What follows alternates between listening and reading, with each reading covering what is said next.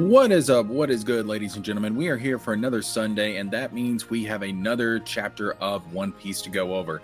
Now, I'm not going to wait for the Viz translation to come out, the official translation, because I do have a live stream I need to do tonight, and I have some other things I need to do between recording this live reaction and doing that live stream later tonight. And so I was like, screw it, I'm just going to do the TCB scans, and so here we are.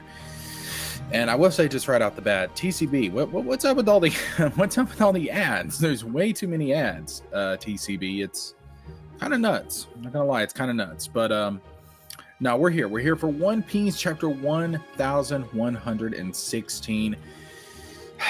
Vegapunk is cooking, and I'm hungry. So let's continue to enjoy this feast from Dr. Vegapunk, shall we? All right. So, of course, we continue on with the chapter, with the cover story of Yamato in Wano, Oni Child Yamato and the Holy Inari Shrine Pilgrimage, Volume 6. Getting medicine. I swear to God, man, these ads. Yo, TCB, what's up with the ads?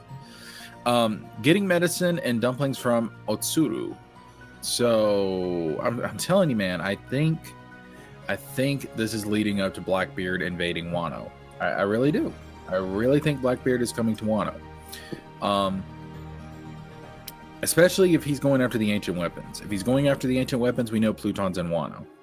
So I really think that this is leading to a Blackbeard invasion in Wano. At least that would make sense. That would progress the story. That would really progress the story. So, all right. Then we have this artwork. I see this artwork all the time. Is this an official Oda artwork right here? I've always wondered that. Is that something that Oda officially did, or is that just fan art? I'm not sure. All right. Now we get to the chapter proper. So, which island is this? I don't recognize this island right off the bat. A truth too hard to swallow. Did he just say that there are world-sinking weapons still out there somewhere? How can an 800-year-old war be ongoing? Emu. Oh my God. God, look at this. How can an 800-year-old war be ongoing? No one from back then is even alive today. So says a civilian as Emu is on panel. So I'm not going to say that's confirmation that this is the same Emu from way back in the day, but come on, you guys. I mean, the Nerona family, Emu is from the Void Century. Emu's like somewhat immortal. Probably had the operation from Lost Fruit performed on Emu, the immortality operation. I'm telling you, Emu's immortal. This is pretty much Oda just like blatantly putting it out there like, hey, Emu is from the Void Century. And to go along with that, we have Emu looking at a picture of someone that looks very much like Vivi. Obviously not Vivi. It's obviously Nefertari Lily, or Lily, however it's going to be pronounced. Vivi's ancestor. Why would a war rage on in total secrecy? So if you go back, like, I don't know how many chapters, but when Emu was looking at the wanted posters and he had that picture of Vivi, he was fascinated by Vivi. Obviously, I think there's more going on here between Emu and the Nefertari family, between Emu and Lily, Emu and Vivi, than simply Lily betrayed Emu. Like, I think there's more to it. Like, there's something personal here. It's not just, oh, she's my enemy. You know, she's a member of the clan of D. It's like, no, there's something. Were they in a romantic relationship? Is this over? Like, did Lily leave Emu for Joy Boy? Did Joy Boy cock block Emu? Is this all because of a girl? I mean, I doubt Oda would go that route. But that could be part of the motivation. That could be at least part of it. There's got to be more to it, though. It can't just be that. Vegapunk. Yo. Emu is pissed. Look at that. I mean, I will say, for a character being in silhouette and just seeing their eyes, Oda does a great job of showing Emu's expressions, displaying Emu's emotions, I should say. All right, so the message continues. In all sincerity, we've got... we're at Alabasta. They're looking at a missing poster for Vivi. They have no idea where she is. King Cobra's funeral. That is kind of surprising. I'm not going to lie. And here's why I say it's kind of surprising.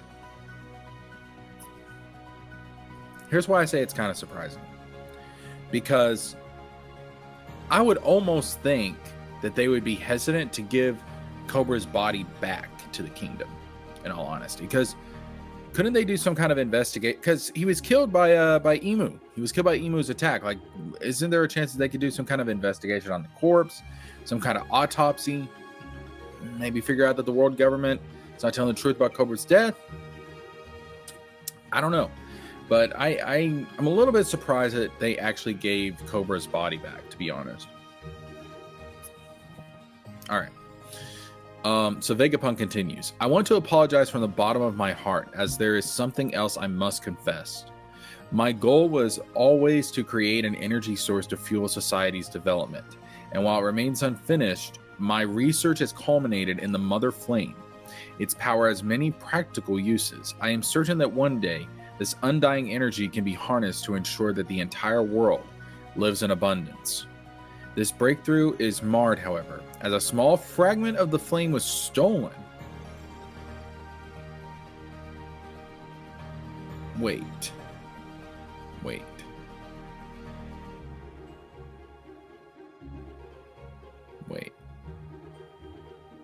Hold up. I take full responsibility for this unfortunate event. The Cypherpole agents are stuck in the middle of the island. This is bad. They're completely surrounded by flames. That was quite the tremor. Any idea what's happening, Edison? That spooked me too. The whole gosh darn basement came crashing down here with all the Cypherpole agents in tow. I can't generate any more clouds for the Straw Hat crew.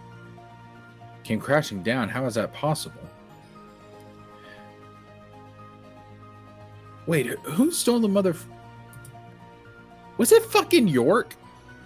Did York that fucking bitch. That fucking bitch. Yo, man, York has got to die. York has got to die. At the end of this arc, York has got to die. Another monstrous elder must be heading up. Stussy, get yourself out of here. Edison, is it okay if I let Kaku go free? I don't want to suffer the consequences of this. Don't worry, I won't let him go after the Straw Hats, and I don't think pursuing them will be his priority anyway. Stussy cares about Kaku. Look, man, she still developed a bond. What is this, Final Fantasy 12? She still developed a bond with Cyberpole. Understood, Stussy. I'm sorry for putting y'all through this. It didn't occur to me that they were your friends. Forgive me for making you turn on them. But here's the thing, like, Stussy obviously cares about the other members of Cyberpole Zero, but do they care about her? And if they do, like, let's say if she saves Kaku, could Kaku end up like turning traitor and becoming one of the good guys? I don't know. I doubt Lucci would. I seriously doubt Lucci would. But Kaku, maybe.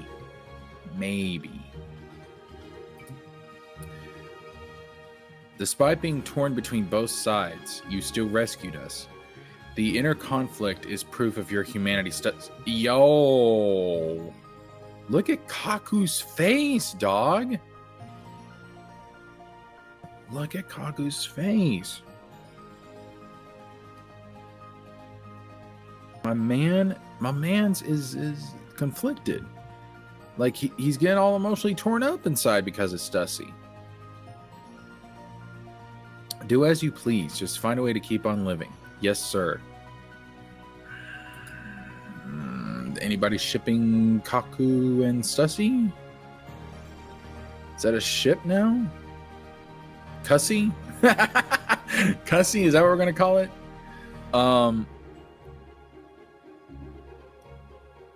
Stucku? I don't know what you would call that ship. But let's fuck it, I ship them. Fuck it. All right, continuing on. The message continues.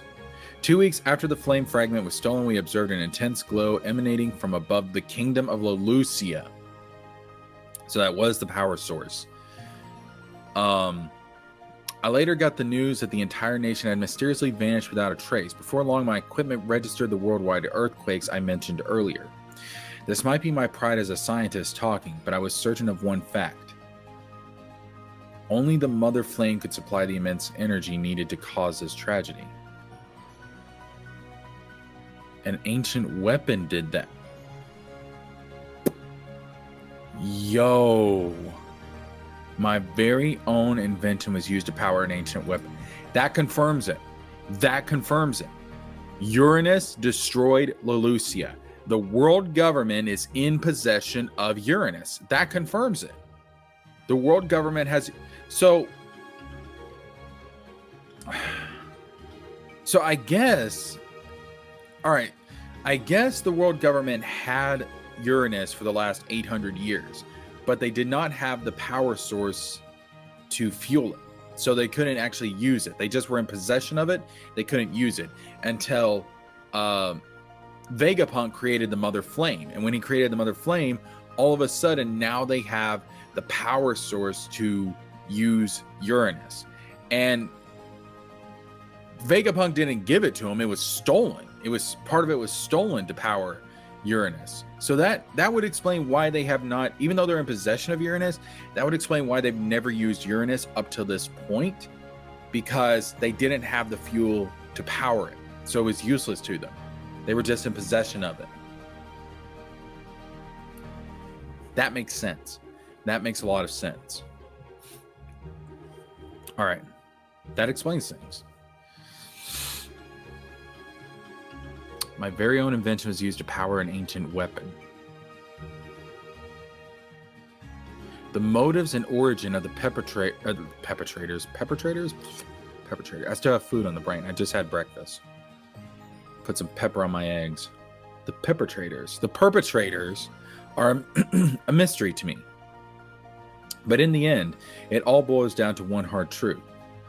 I am an accessory to this act of mass murder. I cannot express how remorseful I am for my part in this. I am truly sorry. But this proves my theory is plausible.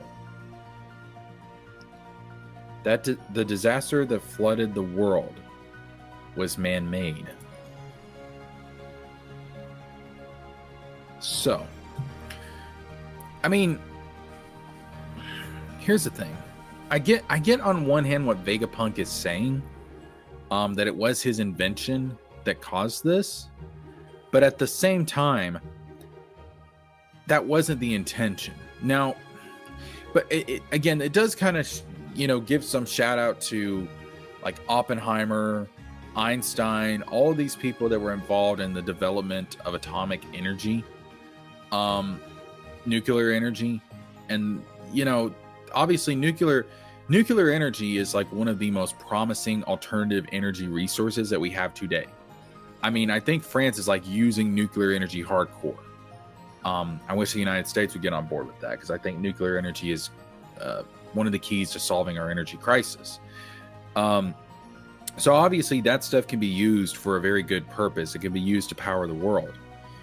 But at the same time, it can be used for destructive purposes. It can be used for weapons. And it all comes down to the person in control of it. The individual, the human being. And unfortunately, humans, we're a very warmongering race.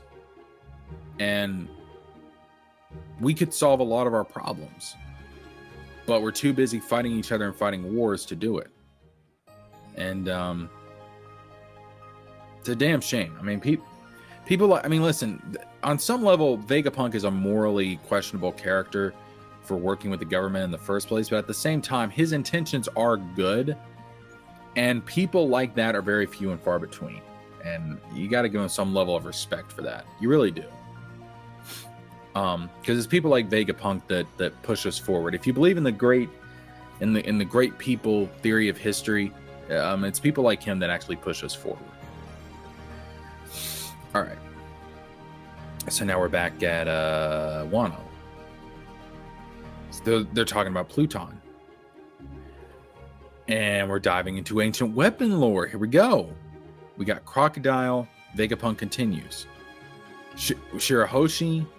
All right, so Vegapunk continues.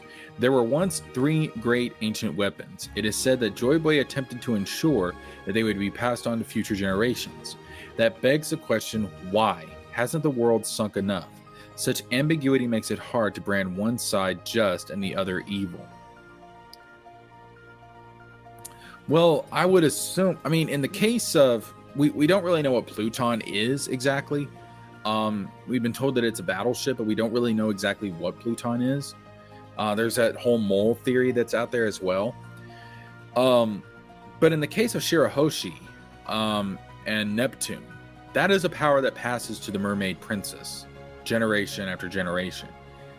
Joy Boy couldn't really stop that. At least I don't think he could. So, and then as far as Uranus, I mean, that probably got stolen from Joy Boy at some point by Emu, I would assume. And then Pluton was hidden away in Wano. Now, my whole thing about it is, I don't think he was passing it down for people to use it. At least in the case of Pluton. Again, I don't know how he would control Neptune's power, or and the world government probably stole Uranus back in the day. So I don't know. Like, to me, it just seems like, especially in the case of Pluton, it was put there for safekeeping. Like it was never meant to be used, but maybe he couldn't destroy it. Maybe for some reason he can't destroy these weapons. So he passed them down for safekeeping. That would be my guess anyways. We got Sengoku just stuffing his face. You know, he's nervous as fuck. But the day of answers is coming. Consider this a warning. When that time comes, everyone will fear the notion of a sunken world. The Void Century is still an enigma, but there are those who know what happened in its entirety. We have Akainu puffing out smoke like crazy. He is angry, dog. And he says everything. You're going to explain everything, Vegapunk. Wait a minute. So how much does Akainu know? Surely he doesn't know as much as the Gorosei or Emu. But it seems like he knows more than what I would have given him credit for, just based on that dialogue alone. So I wonder if all fleet commanders are privy to more information about the past compared to the other admirals. I guess that's possible. But I don't think he would know as much as Emu or the Gorosei. Okay. I am referring to the former members of the Pirate King's crew.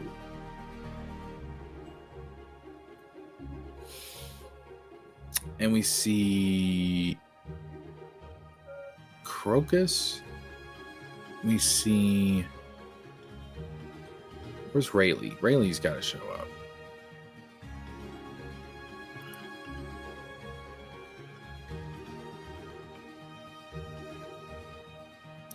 This fucking bitch. It was her. How could you have known? It was York. How could you have known about me stealing a fragment of the Mother Flame? I cut off my memory synchronization. It should have been impossible. Not only that, but I know for a fact that you're a terrible liar and a lousy actor. You were genuinely surprised, right? You got the news about La Lucia and took the... This fucking bitch. This fucking bitch. York stole the flame. York has got to die. So now we can pin Lelucia directly onto York. Those deaths are pinned directly onto York. So all this stuff about her being a double agent or a triple agent, that she's just pretending to help the world government, she's actually had this secret plan with the Stella Vegapunk. It's like, nah. She's evil as shit. York has got to die. York has got to be dead by the end of this arc. By the end of this arc, she's got to die. She has got to die.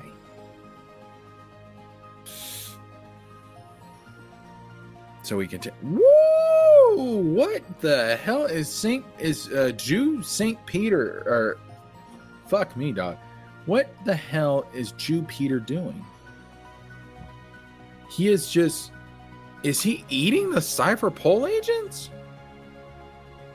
He's eating the Cypher. These guys do not give a flying fuck about their subordinates, obviously. They're just snacks for the worm.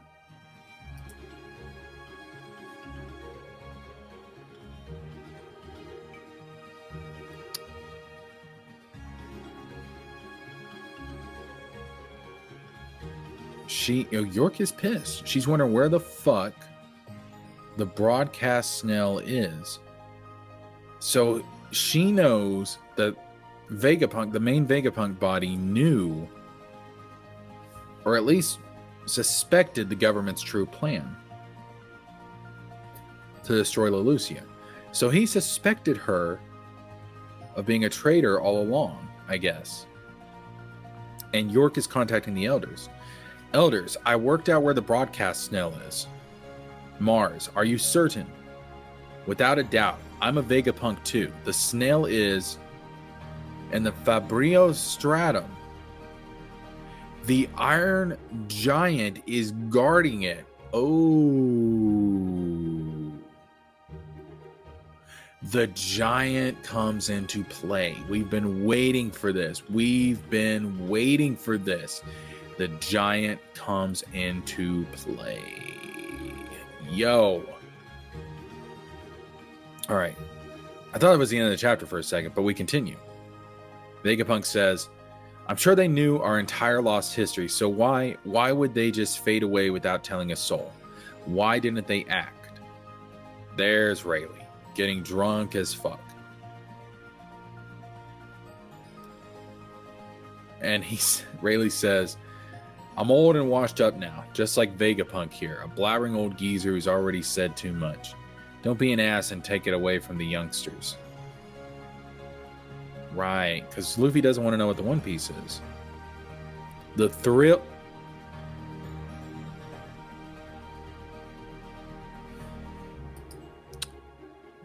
What? Rayleigh says the thrill is theirs to seek now. Right, Roger? Those who knew the truth just left. And there's a break next week. Fuck. Okay. That's a lot. That is a lot in this chapter. The thrill is theirs to seek now. Right, Roger? So I know the speculation is going to come up. Like, is he actually talking to, like, Roger's ghost or something? Because that's been something that's been theorized for a while, that Roger still is, like, Roger still exists on this plane of existence, the physical world, but maybe as a spirit or a ghost, which wouldn't be too crazy given that we have fucking Brooke, for example. It wouldn't be too crazy, but at the same time, this could just be him speaking to Roger in a metaphorical sense. So I'm not going to look too much into that, to be honest with you. What is the One Piece, man? It just seems like something, like all the stars had to align at the right moment for somebody to find the One Piece and to actually use it to make a difference.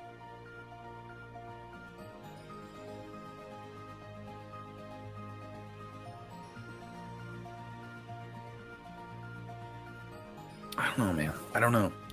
I mean, I don't. Obviously, we're not going to find out what the One Piece is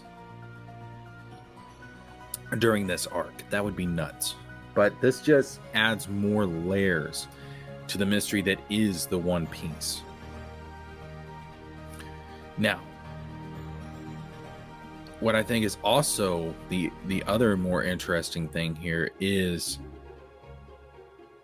the scene of Emu looking at Lily. And it's been speculated that Emu was in a romantic relationship with Lily. Maybe she ditched him for Joy Boy, and now he's trying to get a hold of Vivi in order to basically make Vivi the replacement for Lily, like his new queen or whatever. And that's certainly possible.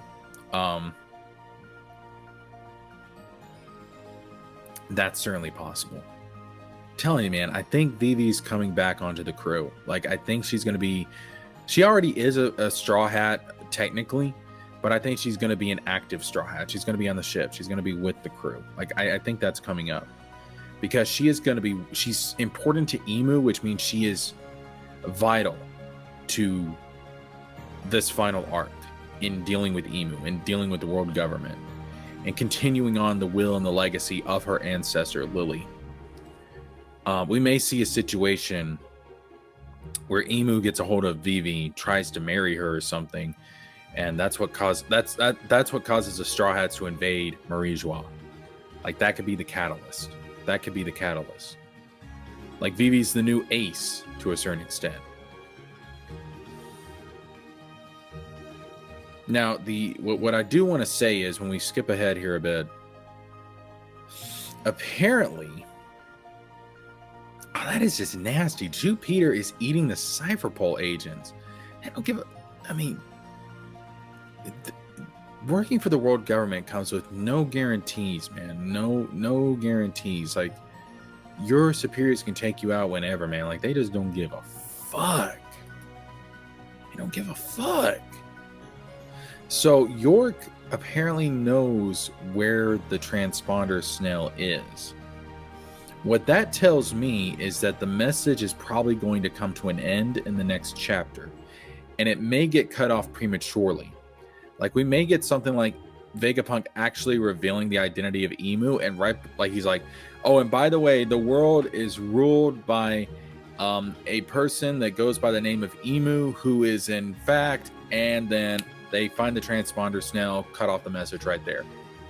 That could be a possibility. So before that happens and you guys get pissed, just keep in mind that could be a possibility.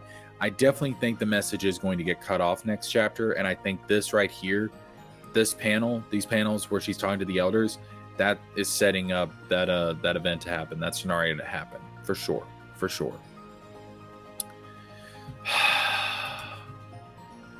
Damn it, we got a break next week. Fuck. Okay. I'll try to do some other One Piece related content, like another theory video or something in between. But I think next week we're going to get something even bigger, a major revelation, probably the biggest reveal that we've gotten so far. And then they're probably going to lead up to another big reveal, probably like Emu's identity, and then the message is going to get cut off. I could see that happening. And I think this chapter is setting it up. The whole York thing, I think, is setting it up. So that being said, that is going to wrap it up for this live reaction and chapter review. This was an excellent chapter of One Piece. Jeez, man, like, so much. This was meaty, man. This was meaty. A lot of layers here with Emu, with the Roger Pirates. A lot of layers, man. A lot of layers. Joy Boy. A lot of stuff here, man. But that's going to wrap it up for this one. I'll see you guys for the next one. I'm going to try and pump out another One Piece theory / speculation video between this chapter and the next, since we do have a break. We'll see how that goes. But thank you guys so much for watching. Of course, if you want to support the channel financially, you can do so via Super Chats when I'm live, or you can go on to Patreon, PayPal, Cash App, Venmo. The information is down at the bottom of your screen. Check out my other channels. Check out my social media. All that is linked in the description box down below. And as well, If you cannot support the channel financially, you can support the channel by subscribing, clicking the bell for notifications, and sharing the content so that others can enjoy it. That being said, thank you guys so much for watching. Thank you guys so much for tuning in for this chapter of One Piece. I'm JeskerJames. Oh, and of course, also on the Patreon, you can get this live reaction / review completely unedited, completely uncensored. Obviously, I have to put the big ass Straw Hat logo. I have to mess around with the screen filter in order to get it through the YouTube copyright bullshit. It is what it is. Don't blame me. Don't hate the player, hate the game player. Okay, it simply is what it is. But if you want this completely unedited and uncensored, that is available on the Patreon, which is linked down in the description box below, and the information is scrolling at the bottom of your screen. All right.